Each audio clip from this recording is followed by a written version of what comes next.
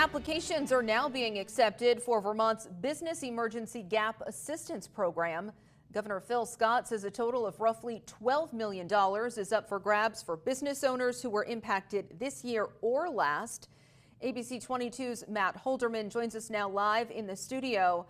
Matt, tell us exactly how businesses here could be eligible.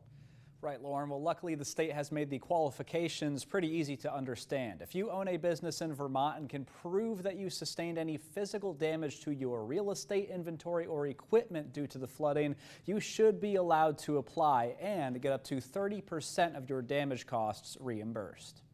While we know that the grant funding won't make anybody whole, we are hopeful that it will provide a crucial step toward recovery. After downpours dealt devastating damage to dozens of Vermont businesses once again this July, there's now more help available to owners, landlords, and farmers through Vermont's Business Emergency Gap Assistance Program, or BEGAP. Like we did last year, we're using state money to provide $7 million in grants to businesses impacted by this year's flooding. On top of that $7 million, another $5 million was approved by the state legislature to offer further help to business owners impacted by 2023's flooding. Vermont's Economic Commissioner Joan Goldstein says people impacted in 2023 have until the end of September to apply, while people impacted this year have until November 15th. After providing proof of physical damage, the state will pay 30% of your damage costs, as long as that doesn't exceed $100,000 for people affected this year or $50,000 for people affected last year,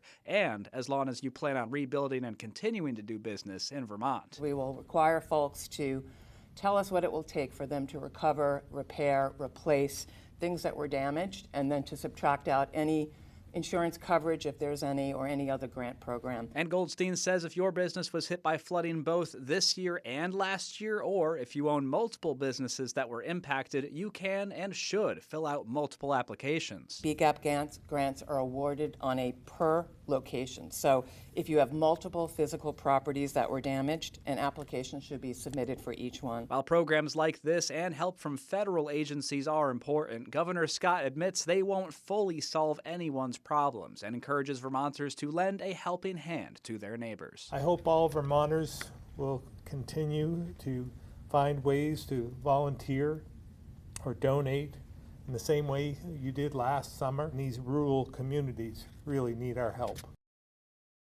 And if you still have any questions about the BEGAP program, there are some events that will be going on, some clinics rather, in St. Johnsbury on September 5th and in Lyndonville on September 9th. I believe we do have some information available on that.